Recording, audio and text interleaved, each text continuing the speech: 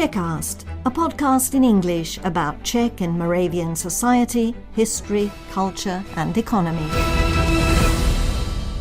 So, regular listeners to Czechast, expecting the dulcet tones of Vít Pohanka, will be aghast to hear somebody else speaking. My name is Danny Bate, and I am Vít's colleague here at Radio Prague International, and I am stepping in for Vít as host of this episode for reasons that we'll get to. In recent days, the Czech public space has once again become a stage for a very heated debate about our relationship with Russia. The 80th anniversary of the end of World War II in Europe served as a reminder of the enormous human sacrifice made by Soviet soldiers in the liberation of Czechoslovakia. But at the same time, the ongoing war in Ukraine, where Russia is the aggressor, has raised difficult questions about how we remember history and whom we choose to honour. Well, to talk about this extremely relevant and complex subject, I'm joined in the studio by Vít Pohanka, my colleague, a seasoned journalist who has produced several radio documentaries in recent years exploring this very complex and often painful subject, the relationship which Czechs have with Russia. Vít, thanks for talking to me today. Well, Danny, thank you very much for taking up the host chair. I mean, let me put it this way, and having me as a guest, because I thought this would be a better format than if I did it just in one voice. I'm very happy to be host. It doesn't involve much on my part. I just get to sit here and listen to this fantastic information. So, let's get to it. How do Czechs, in your view, generally view the Russian aggression against Ukraine? Do I understand correctly that despite widespread support for Ukraine, there are still quite a few voices here in this country who actually blame the West, that is NATO or even Ukraine itself, for this war? Correct. There is a minority, but very loud minority, that really blames the West and its kind of openness to integrate Ukraine into NATO specifically, but to EU as well. And this minority, I think it needs to be said, is supported or strengthened by the voice especially of ex-president Václav Klaus, who also is quite critical of the West, how it handled Ukraine, and in a way by Miloš Zeman as well, I mean, another ex-president. But there's quite an interesting recent poll by CVVM, which is a public opinion research center of the Czech Academy of Sciences, and it says that 73% of Czechs actually support increasing international pressure on Russia due to its aggression, which seems to indicate that they support Ukraine. Yet 58%, more than one half, disagree with the Czech government's direct support for Ukraine, despite that support, I would say, aligning exactly with the international efforts. 64% of respondents, let me mention, feel that the Czech Republic should remain politically neutral in the Russia-Ukraine conflict, despite the fact that, as I mentioned, 73% of them support increasing international pressure. 52% citizens perceive Czech involvement in the conflict as potentially risky, believing it may draw the country into broader tensions with Russia, which is the main subject of our talk. And 35% explicitly endorse the current level of the government, military and humanitarian aid to Ukraine. So in other words, it's a kind of mixed picture that you get from all these polls. But there's definitely, this fact that it very strongly influences public opinion towards Russia in Czechia. I'm certainly aware that these Ukraine critical or Ukraine skeptical voices exist in this country, but I don't tend to encounter them in my daily life, and I think that's a product of who I spend time with. Are there noticeable differences in how the different generations or the different political groups in Czech society perceive the war? And how much of a role does the media, both Czech media and foreign media, play in shaping these views? There is definitely generational divide. Younger Czechs under 30 years old show much higher approval of the government's stance compared to the older generation, over 60, who express much, much greater skepticism. About 71% of those who are over 60 disagree with the Czech government and the steps it's taking. Yet, despite reservations about this direct involvement, I have to say, and it needs to be said, 80% of Czechs expressed sympathy towards Ukrainian refugees, so there is still kind of public support for the humanitarian assistance efforts within Czechia specifically. You asked about the media. Well, Czech media are reporting very intensively about the situation in Ukraine and about Russia very openly, especially the public media. And despite the fact that people you might hear some kind of skeptical voices saying that the public media in Czech Republic, like in other Western countries, are often accused, I would even say, of being too leftish or against Russia. Still, there are other polls that suggest that Czech public television, Czech public radio still are the most trustworthy media, even, vis-a-vis this conflict and vis-a-vis Russia.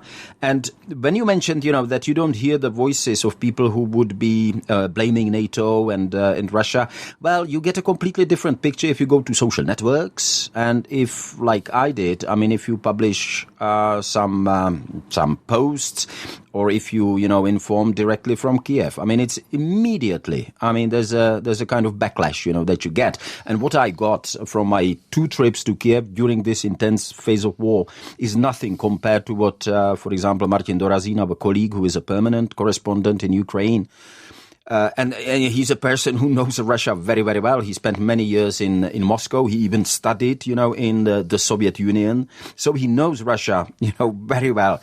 And he's been attacked mercilessly and even dangerously. Yeah. So it really depends, as you say, who you speak to, but also, if you go to social media, of course, people are much more willing, to have strong opinions, to put it mildly.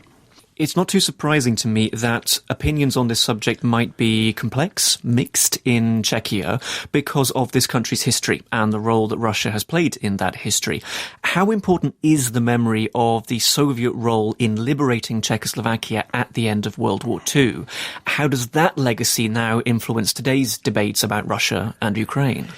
I will start with the present debate, and what you see in the Czech media and what you see on social networks, it really shows this kind of contradictory perception of Russians, as they are kind of frenemies, if you understand what I mean. On the one hand, yes, they are friends, but they can be really, really nasty. Since Russia, when you think about it, according to Vladimir Vladimirovich Putin, is fighting to, quote-unquote, liberate Ukraine. The word, quote-unquote, liberation is getting this kind of bitter, even sarcastic meaning.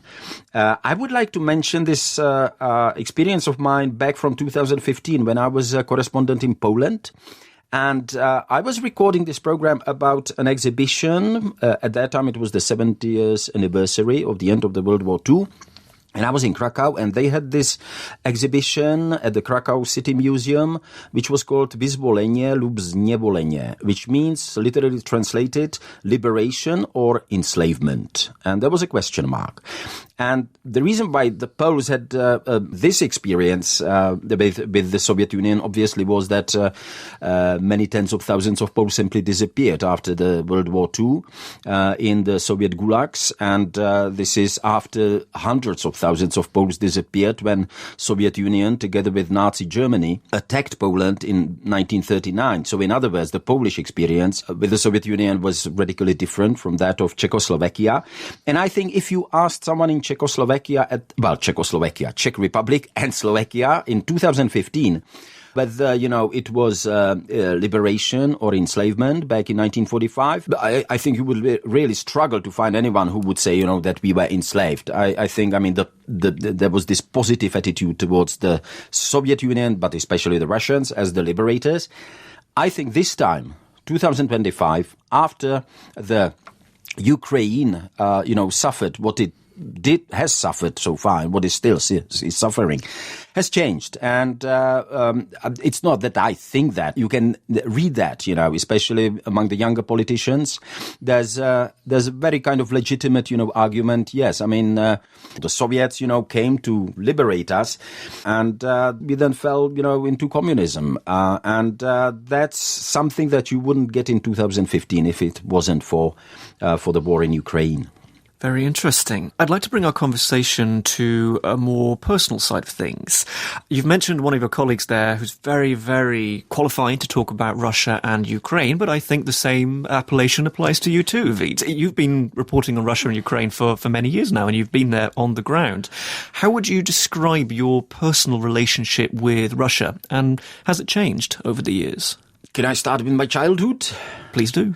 Believe it or not, back in 1973, I am that old, my mum actually bought us a trip with the Czech travel agency, the official travel agency in communist Czechoslovakia, to Sochi on the Black Sea, and I was 7 years old.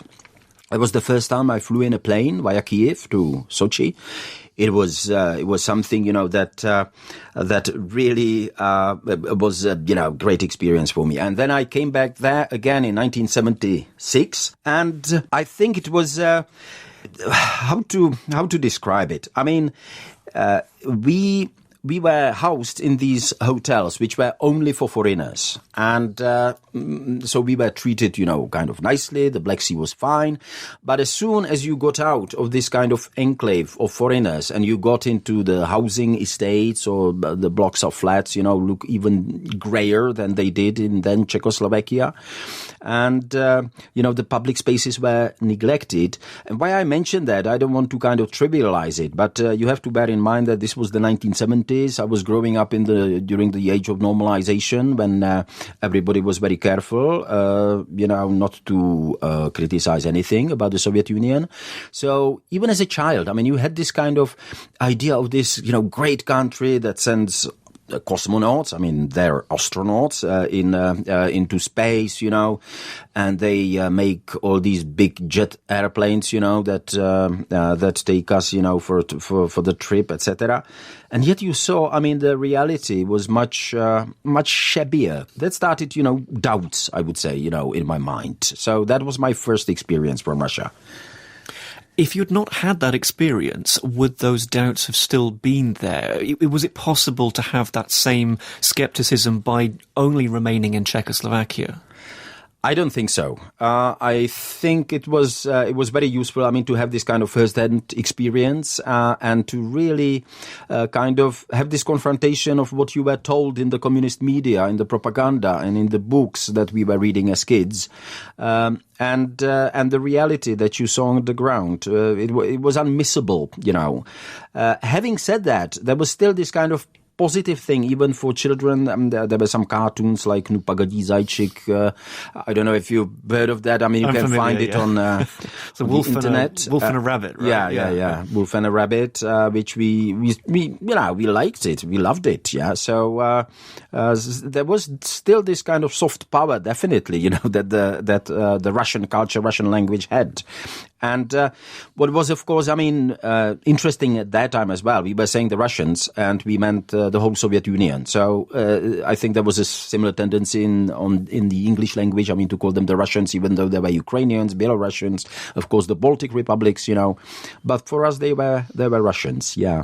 And this is very typical of me, but I always like to bring the subject round to linguistics, to ask linguistic questions. But like basically all Czech children of your generation, you would have had to learn Russian at school. That would have been the second language, and I presume perhaps German would have been the third. Perhaps no English in sight or in hearing, I suppose. What was that experience like for you, learning Russian in this country? How would you say it shaped your opinion of the Soviet Union? Again, it led me to kind of contradictory feelings. But before I get to that, let me just explain. We had to learn Russian from the 4th grade, at the elementary school. At most elementary schools, there were no other languages taught at that time, but there were some exceptional schools with language instruction, I think extended language instruction, where in the bigger cities where you would have definitely German, English, sometimes French and Spanish possibilities, to study.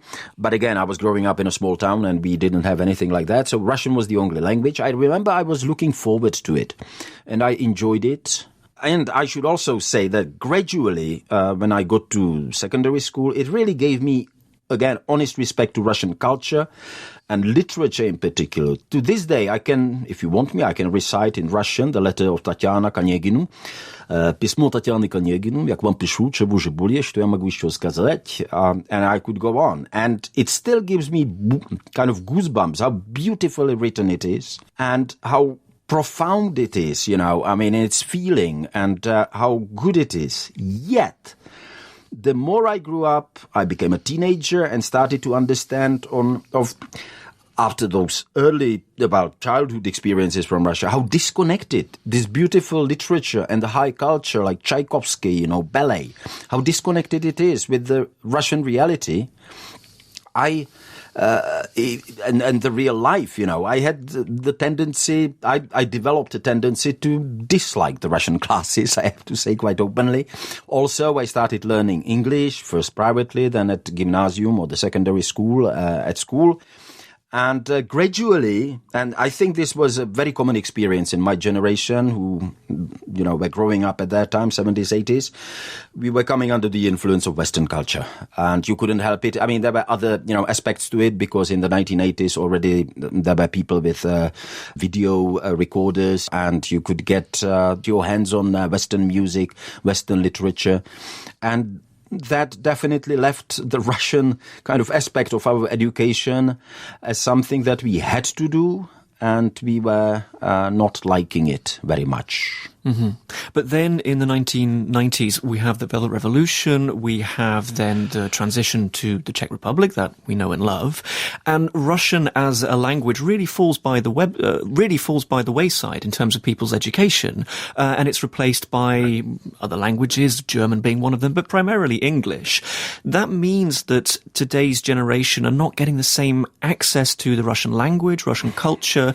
How much would you say that this is shaping attitudes, the attitudes of the youth? Unfortunately, it doesn't help kind of understanding of Russia in all its aspects. Now, I don't mean that understanding is always positive. I mean, understanding, if you cannot... if you listen to Vladimir Vladimirovich Putin, the present president, if you listen to him in Russian, in the original, it's not voiced over, you don't see just the gestures. I mean, it really gives you negative goosebumps. I was mentioning the goosebumps that Onegin would give me, but this is, if you don't speak the language, I mean, you don't, I think, fully appreciate the sheer, I would say, arrogance, of the speeches and the aggressiveness, that is kind of hidden in that. The whole reason why I became interested in this, even, in 2019, 2020, when I did some programs, was that according to, again, CVVM, the Public Opinion Research Center, Russians and our relationships towards them divides Czechs more than other nationalities. And what is interesting, similarly, it is with America. People either hate Americans or they love Americans, if I oversimplify that. But there's this kind of polarized, position. And the same applies to Russians. And when I try to interview some of the people who are quite active on social networks, on pro-Russian sites, etc., either they don't want to speak about it, or when they agree to speak to you, they usually start, but look at what America does. You say, I'm asking you about, Russia. I'm not, yeah, but look at what the Americans did in Iraq, in Vietnam, And I say, yeah, well, you are not answering my question, But there's this kind of, okay, if it's not the Americans, it must be the others. And so it's a kind of similar, either I hate the Russians or I love the Russians, there's nothing in between. Unfortunately, the irrationality of Russian politics, of Russian foreign policy, quite often, I think adds to that, yeah. Mm-hmm. We have a wonderful modern term for that strategy in English, which is whataboutism. Whataboutism, yeah. Turning the conversation back to yourself, Vít, we've talked about your childhood, we've talked about your early experiences, encounters with Russia. Moving on into the 1980s. You're a university student in the great city of Olomouc, one of my personal favourites. You've seen Soviet troops stationed in the city because it was the headquarters of the Soviet forces in Czechoslovakia, which I did not know about. How did their presence influence your perception of Russia at that time? Yeah, that was, I think, another milestone because the Russian troops were, I wouldn't say omnipresent, but they were definitely very visible in the streets of Olomouc. And again, that was a kind of dose of reality, of the real life, because the Russian soldiers, they were selling a lot of gas or petrol, on the black market. They were just trying to make some money. There was a black market connected with the Russians. I mean, there weren't only soldiers in uniforms. Of course, they had some, bureaucratic staff as well who were not in uniforms. There was this feeling, that they are Literally, even though I knew about what happened in 1968, I was only 2 years old in 1968. And where I grew up, I mean, we hardly ever saw any Russian soldiers. But Olomouc for me was, you have this historic, beautiful city. And you have these Russians marching in the streets, and it wasn't like, that they would be having parades every day. But there were some guarding units probably, going through it, etc. So it showed that really, I mean, we are an occupied country. You saw it really around you. And I just remember once when I arrived to Olomouc, I was there shortly as a student, I witnessed how this special train, which was leaving, it was called Dukla, it went from Prague to Moscow. And it stopped in Olomouc, and I saw these Russian, some of them were soldiers, officers, obviously, some of them were in civilian clothes, and they were loading, these refrigerators on the train, crystal chandeliers. It really looked like they were taking, I have to say, a loot, outside of Olomouc, but they probably, they legally bought it, or they got it on the black market. I don't know. It was just this, again, this feeling, that they don't really care, what happens around them, and they are the occupying force, and that is my experience from those years. And there was this overall feeling, corruption. That's the word I think that I was thinking about. They were corrupt. I mean, not exactly in the sense that you would have to give them bribes, but they were. It was not kind of normal in the Czech, how we Czechs understand it, and that was very negative, I have to say. I mean, negative experience. And I think, it really did disservice, to anyone who had any illusions about Russians. Mm-hmm. And I was going to ask something that you did briefly mention there. This sounds quite tense between the two communities, the Czech and the Russians present in Olomouc. Did this spill over into some kind of conflict? Not full-on revolution, but some kind of brawls with foolhardy students or something like that? Not that I know of, no. Not in Olomouc. Maybe one thing I should mention as well, because the other important headquarters was in Milovice, here in central Bohemia, but Milovice is a very, very small town. Milovice was like a barracks, outside, a complex, a military base, basically. Whereas in Olomouc, the difference was that they were really in the city, among the people, and they were moving around and mixing. But I honestly do not remember that there would be a real conflict. I suppose there were some, but probably they would be individual kind of, excesses. Mm-hmm.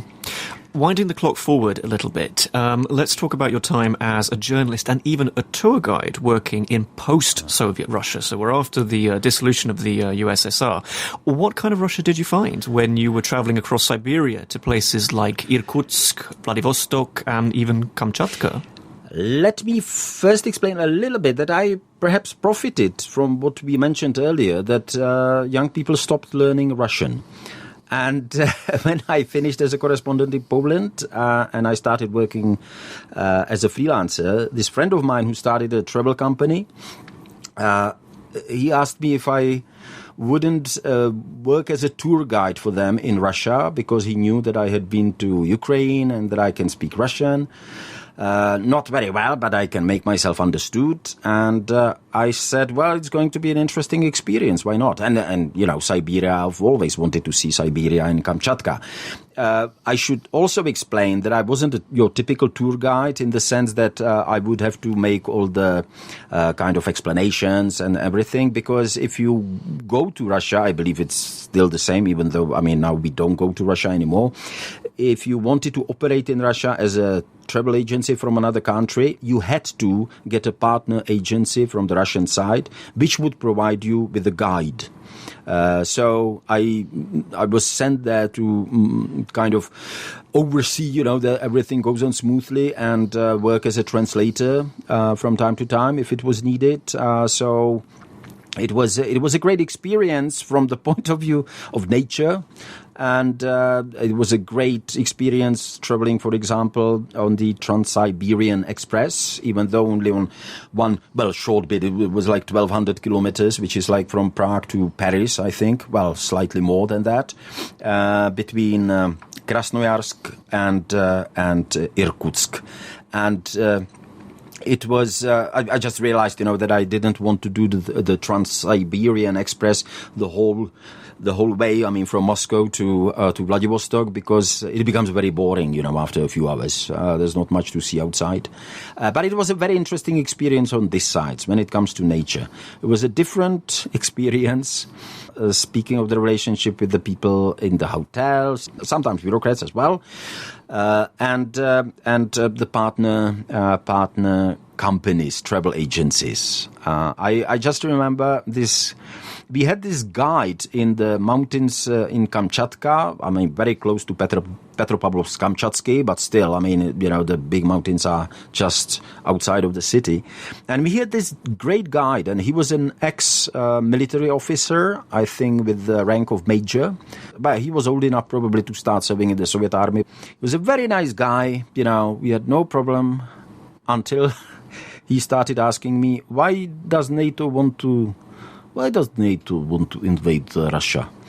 And I said, nobody wants to invade you. Yes, you do. And then you realize that even the kind of, very nice people, how completely under the spell of propaganda, the Putin propaganda they are. But there was no point in arguing. Then it almost immediately turned kind of ugly. And there's this element that Russians, in my own experience, but even that Martin Dorazin that we talked about, confirms that. They can be so open, so warm-hearted, and yet they can be incredibly cruel and incredibly aggressive.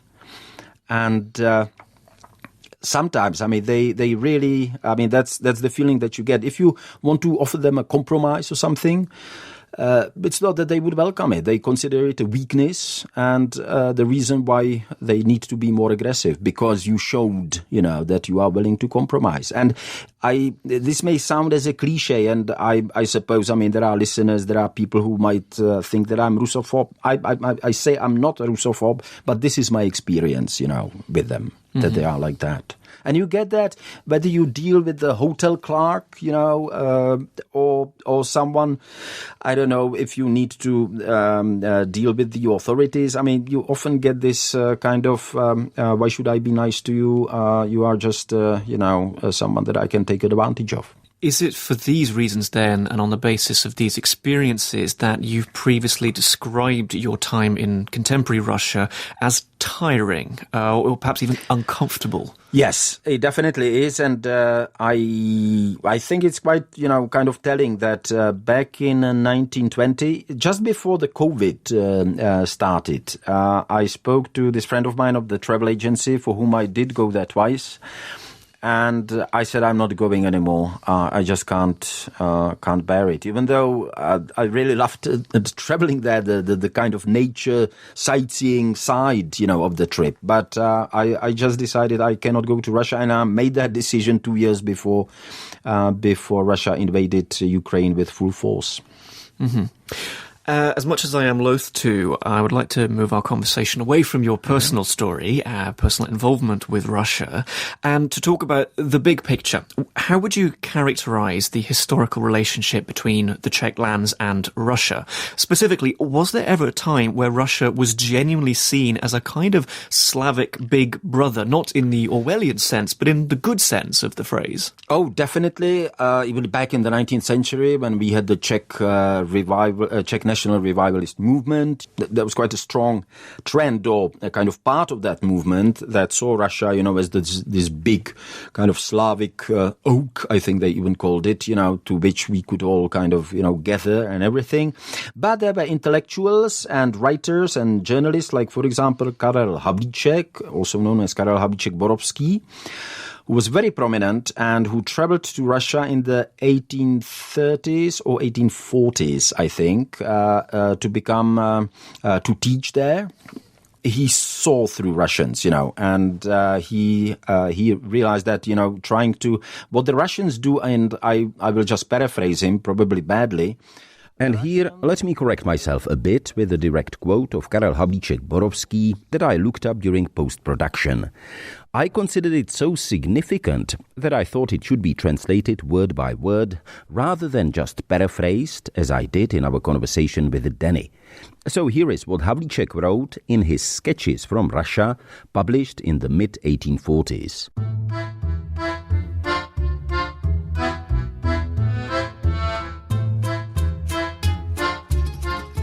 I can attest that Russians do not think fraternally toward other Slavs, but dishonestly and selfishly.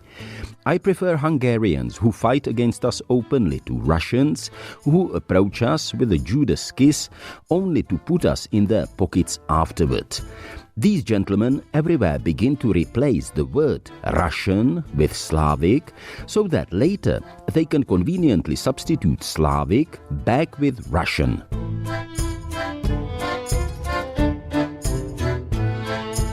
So this is what Czech journalist Karel Havlíček-Borovský wrote in the 1840s, more than a century before the Soviet Union started to dominate and basically dictate the way of life in Czechoslovakia for 4 decades.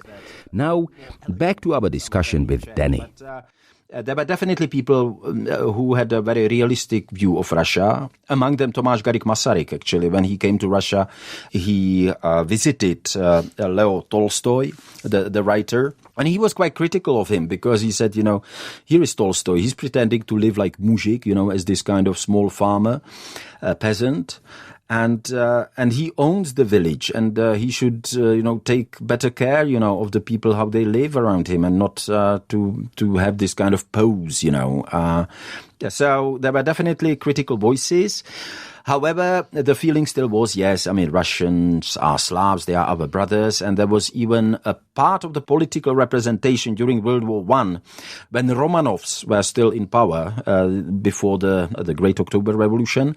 They were thinking about the possibility of having a Russian nobleman on Czech throne of independent Czech kingdom, but they were really marginal, and that didn't happen, and Czechoslovakia was started as a democratic country with a president, of course. And if we fast forward a little bit, unlike Britain and France, who were really seen as, unreliable allies after the Munich Agreement, obviously Russians were not seen that way. And the fact is that President Beneš, who was the second president of Czechoslovakia, when he was in exile, he went to see Stalin, and in 1943 they signed agreement on cooperation and or bratrská, I think, fraternal cooperation or something like that, peaceful. So they, even though they wanted to keep democracy, like Beneš wanted to keep democracy in Czechoslovakia, they were really relying on the Soviet Union, and that, of course, even the results, of the first 3 elections after World War II, where communists got about 40% in the Czech lands, they got much less, interestingly, in Slovakia then, showed that they were the most supported party, and that was definitely connected with Russia, and well, then still the Soviet Union, but there was this Russian element, yeah. Now, turning to the incredible historical events that we have been commemorating recently, which is the end of the Second World War here in Europe. And in 1945, the Red Army reaches Czechoslovakia. It's the Red Army that primarily liberates parts of the country. And when that happens, you have described that as a genuine liberation, right, happening in this country. But that has then changed. When did that change, would you say? Definitely in 1968. And let me just go to the memories of 1945. I remember, for example, my grandparents, really thinking of they would also call them Russians, even though they were Soviet soldiers, probably some Ukrainians among them too, as these,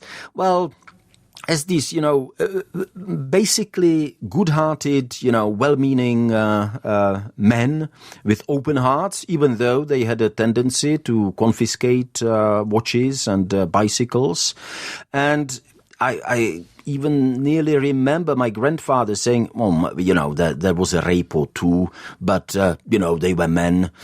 So there was this tendency to be really kind of tolerant, to something that the Russian and the Soviet soldiers did. But it definitely changed after 1968. Now, I'm not talking... Obviously, I was 2 years old when that happened, but even my parents would, say, I mean, this was just something. I mean, that was very bad for Czech, obviously, Russian relations. Interestingly, even though the part of the country where my parents lived and where I live now was kind of liberated, if you use that word, by the Polish army. I mean, because there were Poles, there were other armies as well. But nobody blamed the Poles. I mean, it was pretty obvious who's behind it, that it's the Kremlin, that it's Brezhnev, that it's the Soviet Union.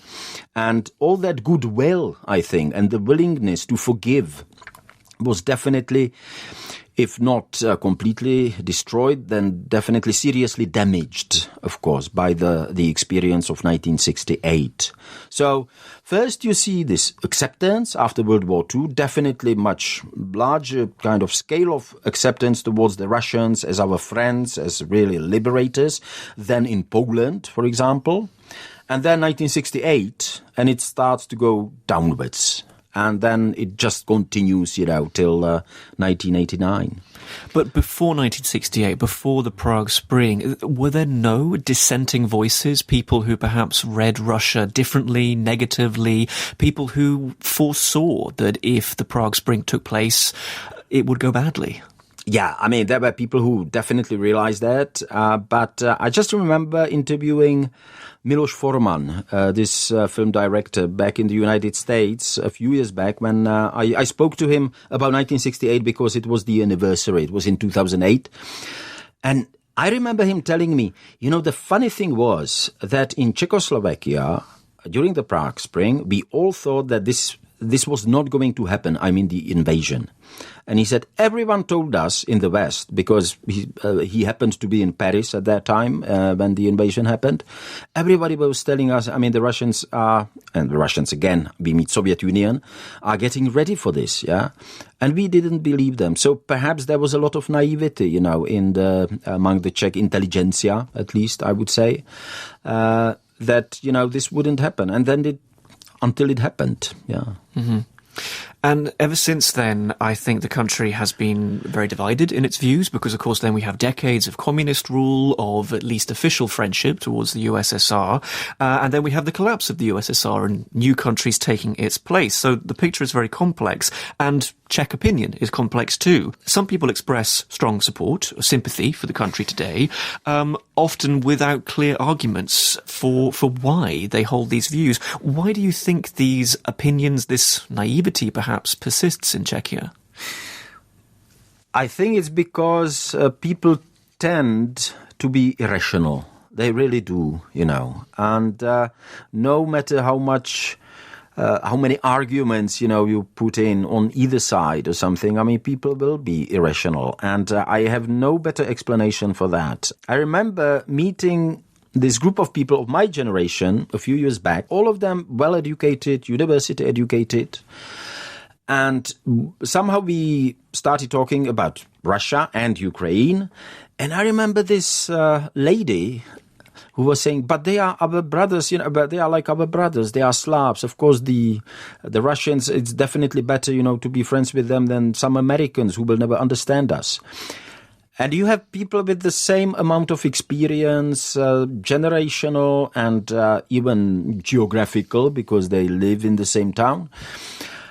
And you will find these otherwise perfectly normal, rational people, saying things. Yeah, but they are, it's and they, it's painful sometimes. I have to say, especially after some time in the United States, it's painful. On the other hand, and I suppose now I will give a reason to hate me to both Russians and Americans. They are very similar in many aspects, believe it or not. Especially develop that idea. Especially those who are not very well educated. They really have this kind of strong belief that their country, their nation is the best in the world. I mean, there's nothing else than them, And it's something that they are so sure of that it's useless to argue, that, well, maybe you are not, and how do you measure who is the best. But there's this strong patriotic, sometimes nationalistic streak, I think, in both the United States and Russia, as I experienced it, anyway. Of course, another country that has had very divided views regarding Russia is Ukraine itself. But since the war began in 2022, I would say there has been a strengthening of Ukrainian identity, perhaps a certain swing in people's opinions that is only reasonable in the face of invasion. Has a similar change in ideas happened in this country, would you say, in the wake of the invasion?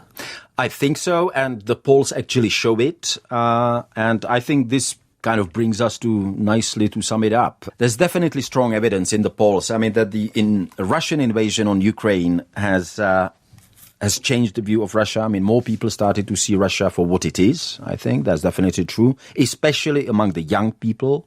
That's very clear from the polls. What it also shows, I think, is that, at least to me as a Czech, surprisingly, Czechs were tolerant towards the Ukrainian refugees. I don't even want to go into that the Czech society wouldn't be so tolerant to refugees from Syria. We did a program, but that was in Czech about that. But there's definitely an element if they are white, if they are Christian, from a Christian country, even though hardly anybody goes to church these days, still, they are perceived as non so dangerous or something. I mean, there were extremes.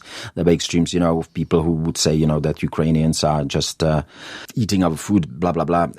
Quite nonsensical, of course. But we were really the country that helped a lot Ukrainians. Unfortunately, when you look at the polls, this is kind of starting to shift a little bit, especially when it's kind of mixed with the perception of the Czech people towards the government, because a lot of people don't like the government for other reasons. But then they are less willing to support the government steps to support Ukraine as well and agree with that.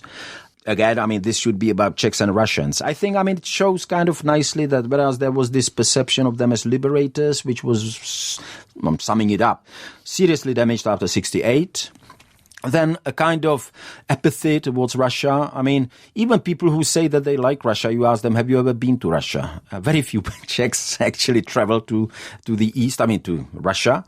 There was this kind of apathy. And now, with the war in Ukraine, there's again growing polarization, quite often irrational. And quite often, I think, getting harder, harder on both sides.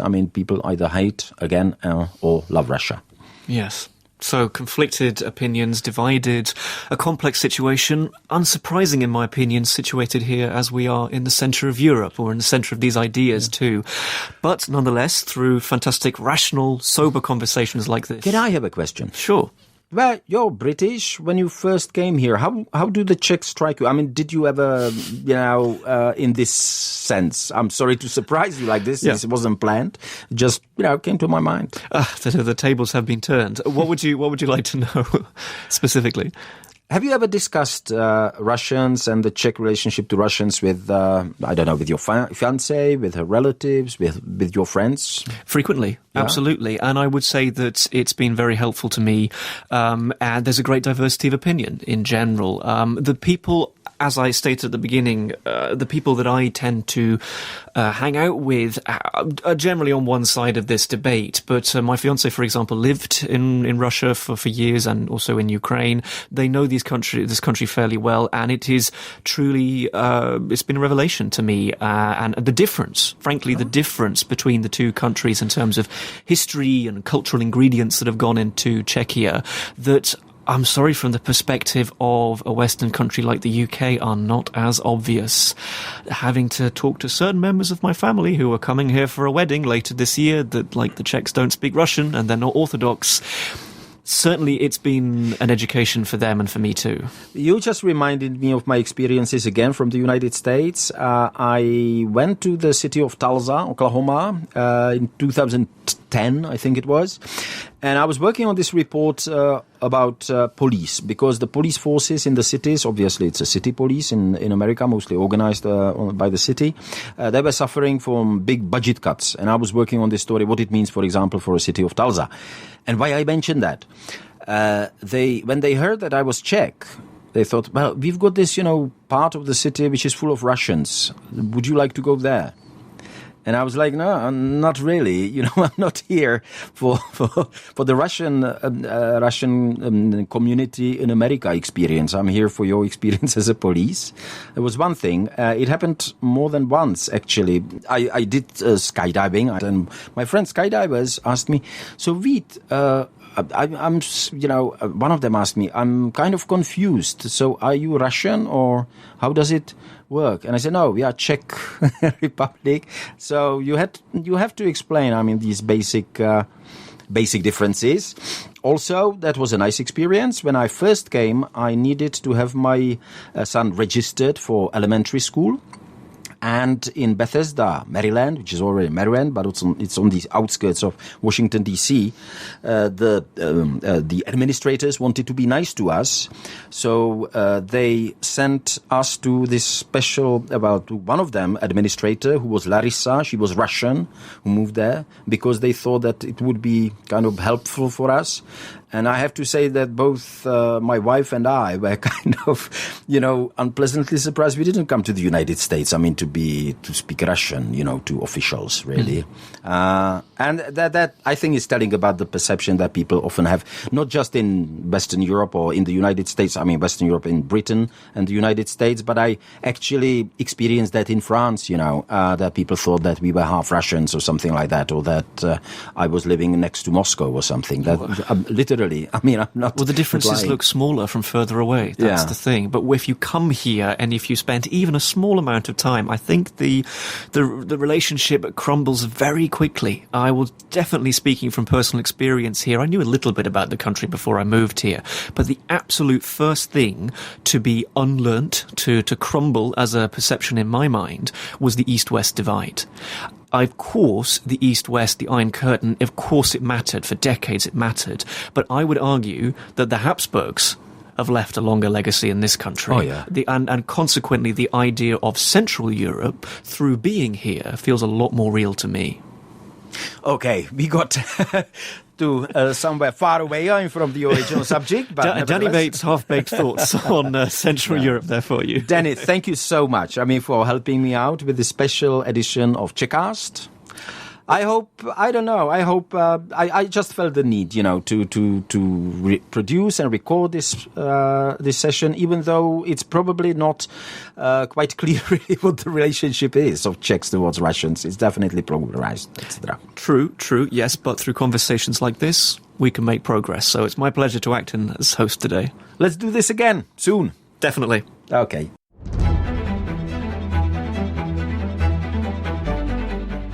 Czechast, a podcast in English about all things Czech.